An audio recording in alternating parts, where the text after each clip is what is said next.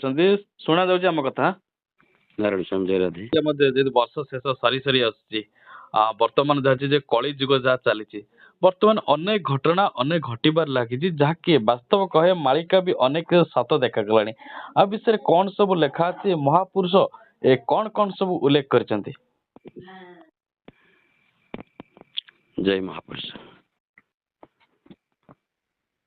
ଜୟ ଆଦି ବ୍ରହ୍ମ ଅନାଦି ବ୍ରହ୍ମ, ଜୟ ମା ବିରଜା, ଜୟ ମା ଶାରଳା। ନମସ୍ତେ ଅଚ୍ୟୁତାନନ୍ଦ ନମ ଯଶୋବନ୍ତ ଜଗନ୍ନାଥ ବଳରାମ ଅନନ୍ତାୟ ନମଃ ନମଃ। ଜୟ ପଞ୍ଚ ମହାପୁରୁଷାୟ ନମଃ ନମଃ। ଜୟ ରାଧେ। ପରମ ସୌଭାଗ୍ୟ। ଆଉ ଆଜି ଆପଣଙ୍କର ଯୋଉ ଜିଜ୍ଞାସୁ କଳିର ଅନ୍ତିମ ପାବଛ,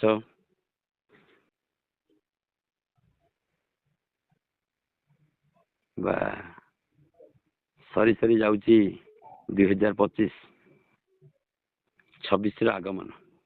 ଆଜ୍ଞା, ମହାପୁରୁଷଙ୍କର ପ୍ରତ୍ୟେକ କଥା ବା ପ୍ରତ୍ୟେକ ଦର୍ଶନ ଶାସ୍ତ୍ର ସବୁତକ ଅମୃତମୟ ଏବଂ ଜଗତ ପାଇଁ ଶିକ୍ଷଣୀ। ମହାପୁରୁଷ ଏମିତି କିଛି ଲେଖିନାହାନ୍ତି ଯେ ହାନିକାରକ ହବା ପାଇଁ। ଜଗତର ଉଦ୍ଧାର ନିମନ୍ତେ ପ୍ରତ୍ୟେକ ମୁହୂର୍ତ୍ତରେ ମହାପୁରୁଷ ଲେଖିଛନ୍ତି ପରିତ୍ରାଣାୟ ସାଧୁନମ୍ ବିନାଶାୟ ଚ ଦୁଷ୍କୃତମ୍ ଧର୍ମ ସଂସ୍ଥାପନ ଥାଏ ସମ୍ଭବାମି ଯୁଗେ ଯୁଗେ। ପ୍ରତ୍ୟେକ ମୁହୂର୍ତ୍ତକେ ପ୍ରଭୁ ଆସନ୍ତି ଏବଂ ସମୟ ସୂତ୍ରରେ ମନୁଷ୍ୟଙ୍କୁ ଶିକ୍ଷା ଜ୍ଞାନ ଏବଂ ପ୍ରତ୍ୟେକ ଅସହାୟକୁ ସହାୟ ହୋଇ ପଥ ପ୍ରଦର୍ଶକ ହୋଇ ପ୍ରଭୁ ଚାଲିଯାଆନ୍ତି। ଆଜ୍ଞା, ଗୁରୁ ଅବତାର ମାନେ ସେଇଭଳି ଆସନ୍ତି। ମହାପୁରୁଷ ସେଇଠି କହିଲେ, ଗୋଟିଏ ଶବ୍ଦ ରଖିଲେ ଯେ ଉତ୍ତରେ ସାଜିବ ଦକ୍ଷିଣ ଗାଜିବ ପୂର୍ବେ ନ ରହିବ କେହି। ପୂର୍ବେ ନ ରହିବେ କେହି, ଝାଡ଼ ବାଡ଼ ଘେନି ପଶ୍ଚିମେ ଯେ ରହିବେ କୂଳକୁ ବିହନ ସେହି। ଏ ଗୋଟିଏ ଶବ୍ଦରେ ସମଗ୍ର ବିଶ୍ୱବାସୀଙ୍କୁ ବୁଝେଇ ଦେଲେ। ସେଥିରେ ନା କୌଣସି ଜାତିବାଦ ଅଛି, ନା କୌଣସି ଧର୍ମବାଦ ଅଛି, ନା ଏମିତି କିଛି ଗୋଟିଏ ଶବ୍ଦରେ ମହାପୁରୁଷ ସର୍ବ ଜଗତକୁ ବୁଝେଇଛନ୍ତି ଯେ ଏମିତି ସମୟ ଆସି ପହଞ୍ଚିବ କଳିର ଅନ୍ତିମ ପାବଛ ଯେ ଉତ୍ତରେ ସାଜିବ ଦକ୍ଷିଣେ ଗାଜିବ। ପ୍ରତ୍ୟେକ ରାଜ୍ୟରେ, ପ୍ରତ୍ୟେକ ଦେଶରେ, ପ୍ରତ୍ୟେକ ଗ୍ରାମରେ, ପ୍ରତ୍ୟେକ ପୁରପଲ୍ଲୀରେ ସବୁତକ ଉତ୍ତର ଆସିବ, ଦକ୍ଷିଣ ଭଳି ମାଡ଼ ହବ। ଉତ୍ତର ଆସିବ ଦକ୍ଷିଣ ପବନ ଭଳି ଝାଡ଼ ବାଡ଼ ମାନେ ଭୟଙ୍କର ବିପର୍ଯ୍ୟୟ ଘଟିବ। ଦକ୍ଷିଣ ପବନ ବହିଲେ ଯେମିତି ଝାଞ୍ଜି ବହେ, ସେଇପରି ଭୟଙ୍କର ଝାଞ୍ଜି ବହିବ। ଝାଞ୍ଜିର ଅର୍ଥ ଭୟଙ୍କରରୁ ଭୟଙ୍କର ବିପତ୍ତିପାତ ପ୍ରତ୍ୟେକ ରାଜ୍ୟରେ। ଏମିତି କୌଣସି ଦେଶ ନଥିବ, କୌଣସି ଗ୍ରାମ ନଥିବ ଯେ ସେ ଗ୍ରାମକୁ ଭୟଙ୍କର ଦୁର୍ବିପାକ ନ ଆସିବ। ତେଣୁ ପୂର୍ବେ ନ ରହିବ କେହି, ତ ପୂର୍ବେ ନ ରହିବେ କେହି। ପୂର୍ବ ମନୁଷ୍ୟର ଏଇ ଶବ୍ଦକୁ ଦୁଇ ପ୍ରକାର ଶାସ୍ତ୍ରଜ୍ଞ ମାନେ ବୁଝାନ୍ତି ଯେ ପୂର୍ବ ମୁଖରେ ଦନ୍ତ ଥାଏ, ମଣିଷ ଅନ୍ତିମ ପାବଛରେ ଦନ୍ତ ରହେ ନା। ସେଇଭଳି ସମୟ ଆସି ପହଞ୍ଚିବ। ପୂର୍ବ ଭାଷା ହେଉଛି ତର୍କ ଭାଷା। ତର୍କ ଆଉ କିଛି କାହାର ବୁଦ୍ଧି ଜ୍ଞାନ କାମ କରିବ ନାହିଁ, ସବୁ ଲୋପ ପାଇଯିବ। ଶେଷକୁ ରହିବ କଣ ନା ହାତ ଟେକି ଦିଅନ୍ତି, କୋଉଠି ନା ଉର୍ଦ୍ଧ୍ୱଗାମୀ ହେଇଯାଆନ୍ତି, ବେଳେ ତାଳୁକା ଆଡ଼କୁ।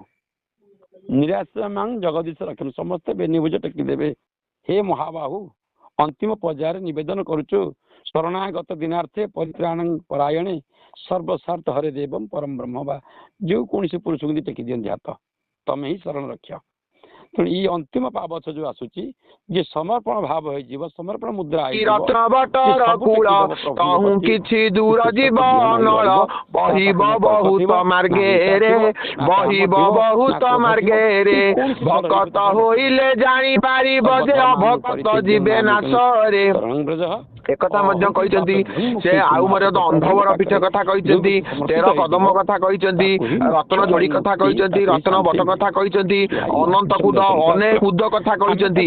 8 ଗୋଟି କୁଦ ରହି ଅଛି ତହିଁ ଜାଣ, ସାରଳା ମଣ୍ଡଳେ ଗିରି ଗୋପ୍ୟ ଯେ ପ୍ରମାଣ।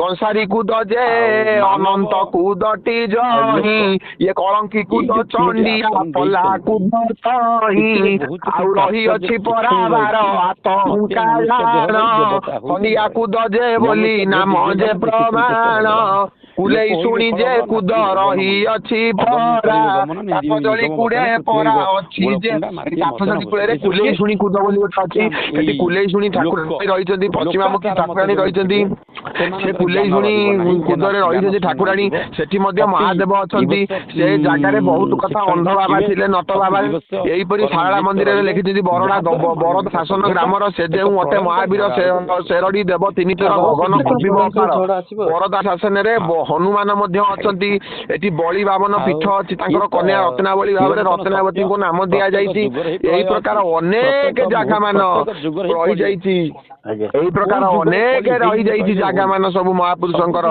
ଯେ ଶାରଳା ମଣ୍ଡଳ ହଉଛି ଆଦ୍ୟ ମଣ୍ଡଳ ପ୍ରଥମେ ଶାରଳା ମଣ୍ଡଳ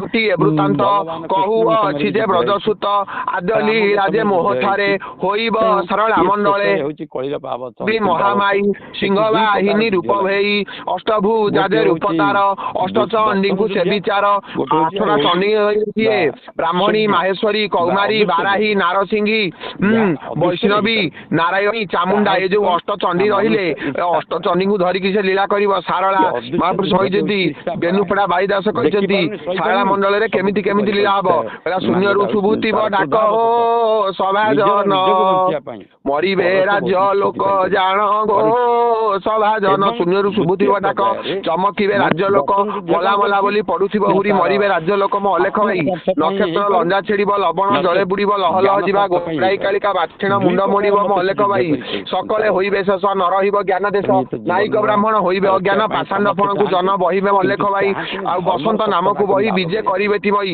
କହିଲା ବିରଜା ଅମ୍ବିକା ବାରାହି ଜାଣ ଚାମୁଣ୍ଡା ଯେ ଗୋଡ଼ାଇବେ ପ୍ରମାଣ ସେ କହିଲେ କଣ ବସନ୍ତ ନାମକୁ ବହି ବିଜେ କରିବେ ଟିମଇ ବିରଜା ଅମ୍ବିକା ବାରାହି ଚଣ୍ଡିକା ଗୋଡ଼ାଇ ଯିବେ ଟି ଖାଇ ମୋ ଅଲେଖ ଭାଇ ସକଳେ ହୋଇବେ ଶେଷ ନ ରହିବ ଜ୍ଞାନ ଦେଶ ନାଇକ ବ୍ରାହ୍ମଣ ହୋଇବେ ଅଜ୍ଞାନ ପାଷାଣ୍ଡ ଫଣକୁ ଦୋଇବେ ଜନ ମୋ ଅଲେଖ ଭାଇ ବଡ ଦେଉଳେ ବିଚାର ଜାଣିବ ଶପଥ ବାର ବଡ ଦେଉଳେ ଜଗନ୍ନାଥ ରହିବେ ମାସ ତେର ବନ୍ଦ ହେଇକି ଆମ ମାନଙ୍କ ଯୋଉ ପୂର୍ବ ଭାଷା କହିବା ତର୍କ ଭାଷା ରହିବନି ତର୍କ ନଷ୍ଟ ହେଇଯିବ ଉତ୍ତରରେ ସାଜୁଥିବା ଯୋଉ ଦକ୍ଷିଣ ଗାଜିବ ଉତ୍ତରରେ ସାଜିବ କିଏ ଦକ୍ଷିଣ ଗାଜିବ ଏ ଶବ୍ଦଟା ଛୋଟିଆ କଥା ନୁହଁ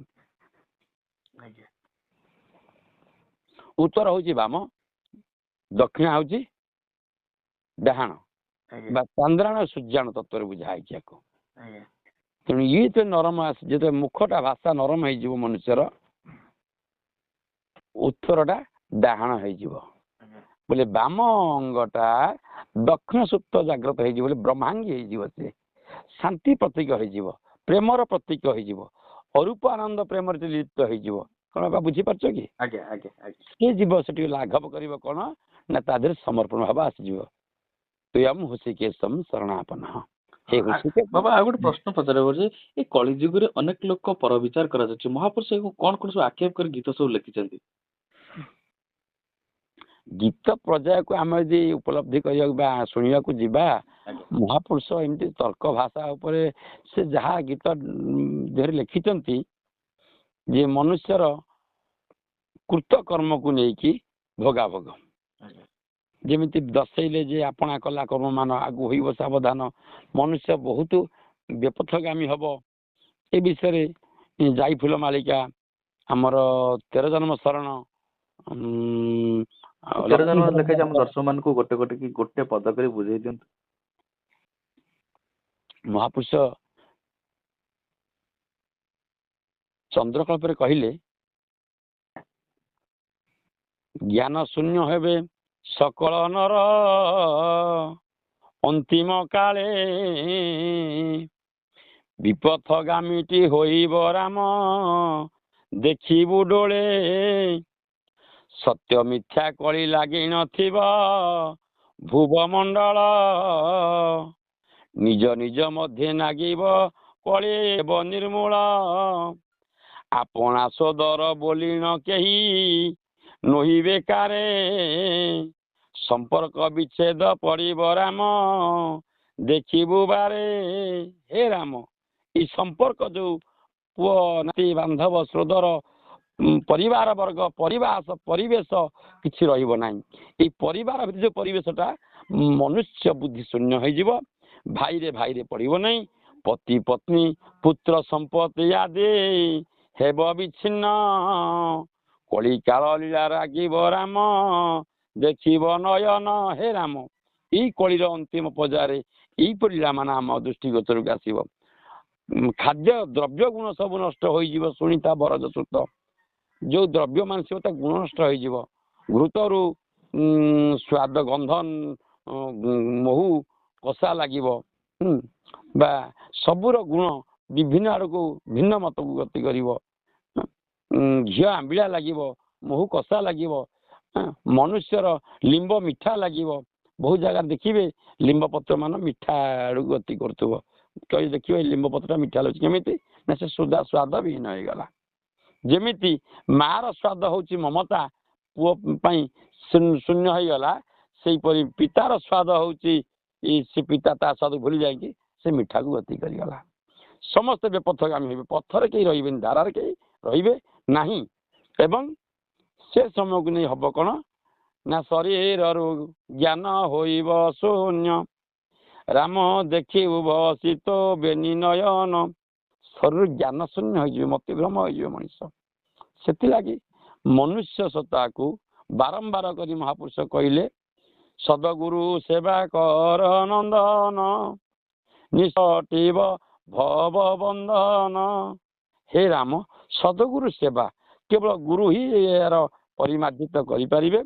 ଗୁରୁଙ୍କ ଦ୍ୱାରା ତୁମେ ଗୁରୁଦତ୍ତ ନାମକୁ ଭକ୍ତି ପ୍ରେମ ଶ୍ରଦ୍ଧା ନିଷ୍ଠାରେ ଧାରଣ କଲେ ମନୁଷ୍ୟ ଜୀବନ ସାର୍ଥକ ହେଇଥାଏ।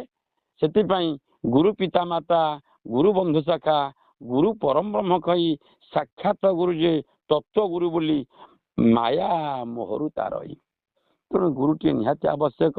ବିଶ୍ୱବାସୀଙ୍କୁ ମୋର ନିବେଦନ ସେ ସତ ଚିନ୍ତନ କରନ୍ତୁ, ସତ ପଥଗାମୀ ହୁଅନ୍ତୁ। ପିତାମାତା ପ୍ରତି ଭକ୍ତି ନିଷ୍ଠା ଏବଂ ଶ୍ରଦ୍ଧା ପାରିବାରିକ ଭିତରେ ସମସ୍ତଙ୍କୁ ଶ୍ରଦ୍ଧା କରନ୍ତୁ। କେହି କାହା ସହିତ ମାନେ ବେପଥଗାମୀ ନ ହୁଅନ୍ତୁ। ଭାଷାରେ ହଉ ବା କର୍ମରେ ହଉ ବା ନୀତିରେ ବା ଧର୍ମରେ। ସମାଜକୁ ଗୋଟିଏ ମୋର ଅନ୍ତର୍ଗତ କଥା, ସମସ୍ତେ ଭାତୃବାଦ ହୁଅନ୍ତୁ। ଭାତୃବାଦ ଅର୍ଥ ପ୍ରେମଯୁକ୍ତ ବନ୍ଧନ ହଉ। ସମସ୍ତେ ଇଏ ଗୋଟିଏ ବସୁଦେବ କୁଟୁମ୍ବ। ସେଥି ସକାଶେ ଆମେ ମାନେ ପ୍ରଭୁ କହୁଛନ୍ତି ଯେ ସର୍ବଧର୍ମାନ ସବୁ ଧର୍ମକୁ ତ୍ୟାଗ କରିଦିଅ, କେବଳ ମୋ ପଥକୁ ପଳେଇ ଆସ।